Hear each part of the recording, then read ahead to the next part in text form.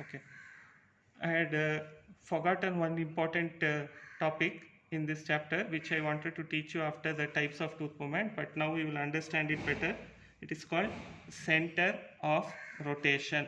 Center of rotation, also denoted by C rot. C R O T, center of rotation. It is different from the center of resistance. You remember the point between the junction of the middle third and cervical third of the tooth through which you can pass the force, then there will be bodily tooth movement. That is different. That is CRES, center of resistance. This is CROT, center of rotation.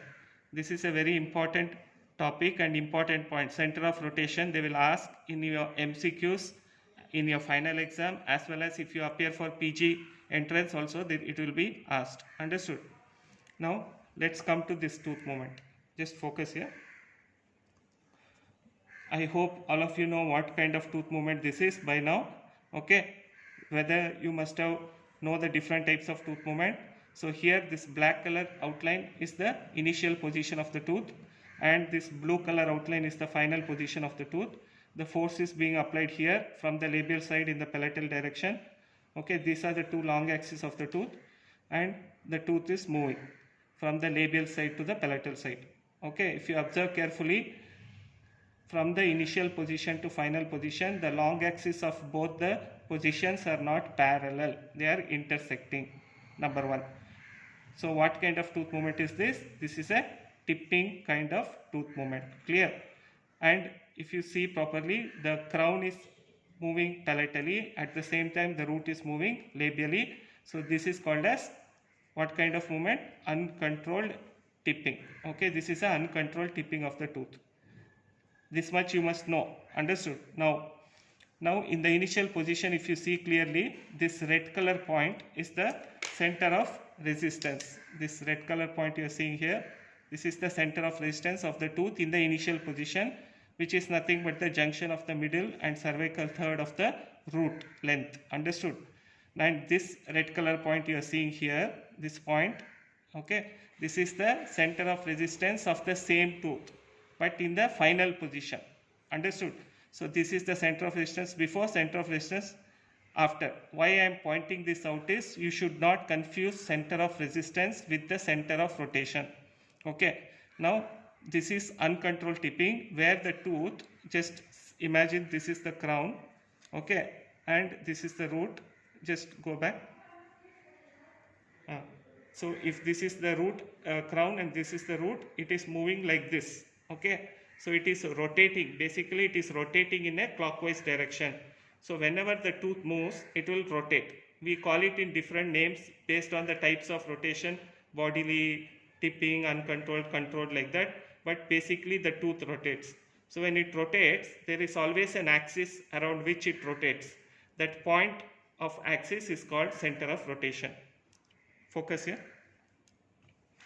Okay, so now if you understood what I mean, basically the tooth is rotating from the initial to the final position.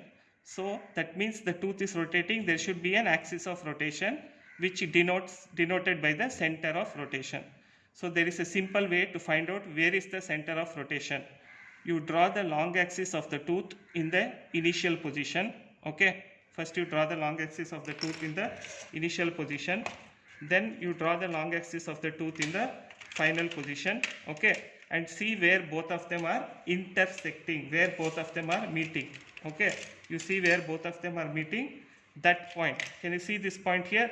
The long axis of the initial and final, this point here. I am drawing a circle, it's not a circle. Okay, it's a point. This point is called as the center of rotation. Clear? This is the center of rotation for this particular tooth movement. It will be different for different types of tooth movement, for different tooth movements. Understood? For bodily it is different, uncontrolled different, controlled it is different, like that. Whereas the center of resistance is going to remain the same whatever type of tooth movement you are going to do. Understood? Okay. Now we will come to the center of rotation. Center of rotation for different types of tooth movement. You people can make out from the diagram what kind of tooth movement this is. force is applied from the labial side, the tooth is tipping palatally. Tipping, why I am telling, the two long axes are intersecting. This is the initial position, this is the final position. So this type of tooth movement is called as controlled tipping. Understood? Controlled tipping. And where is the center? The center of resistance is here only, okay, at the junction of the middle and cervical third. There is no confusion, I hope. Center of resistance is at the same place whatever happens.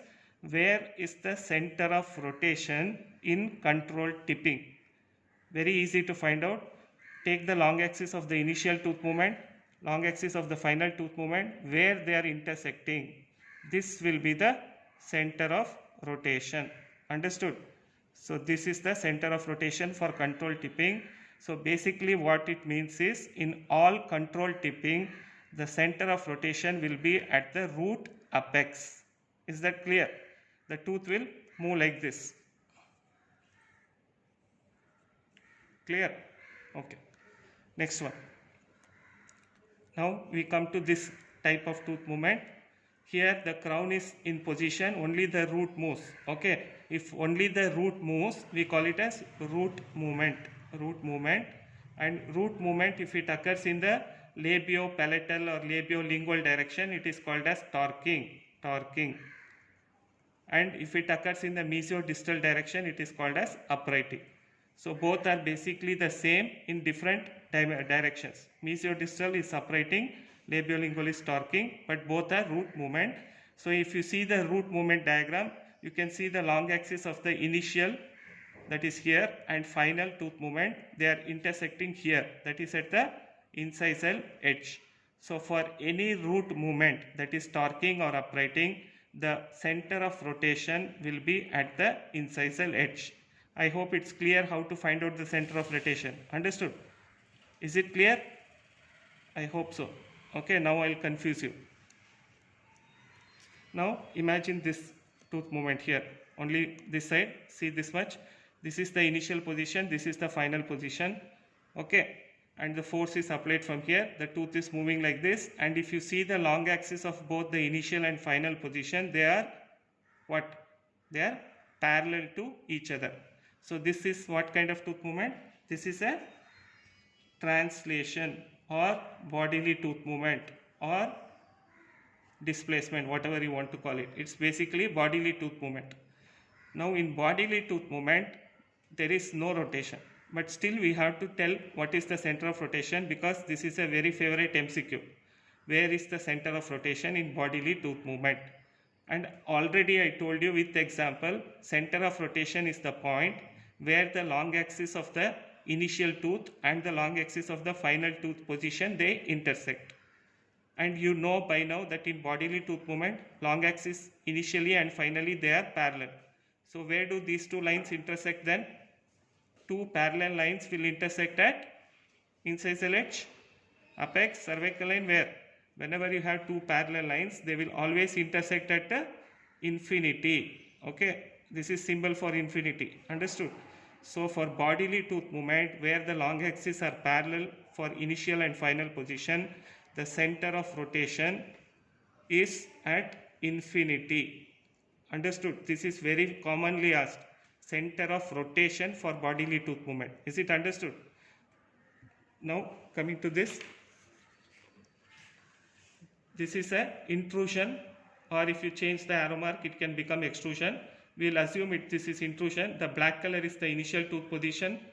The blue color is the final tooth position. I have drawn the long axis of both.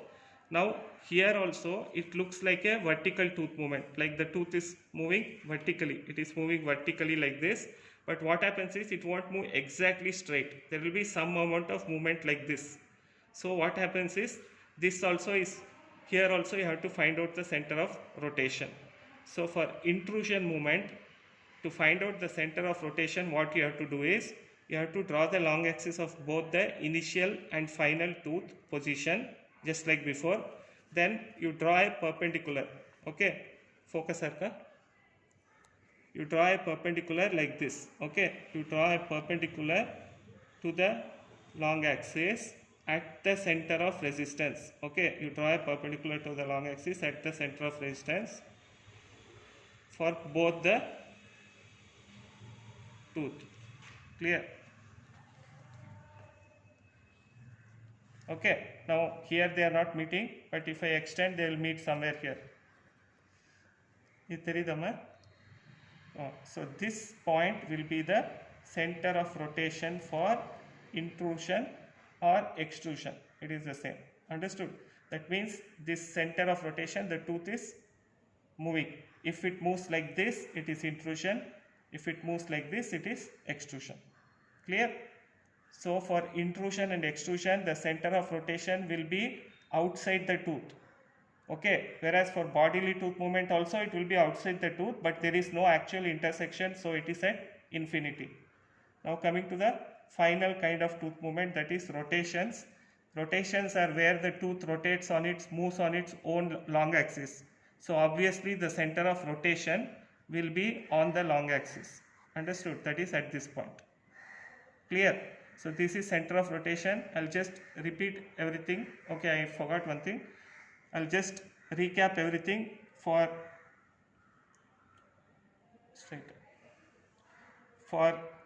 control tipping. The center of rotation is at the incisal edge, but center of resistance is at the same place as before.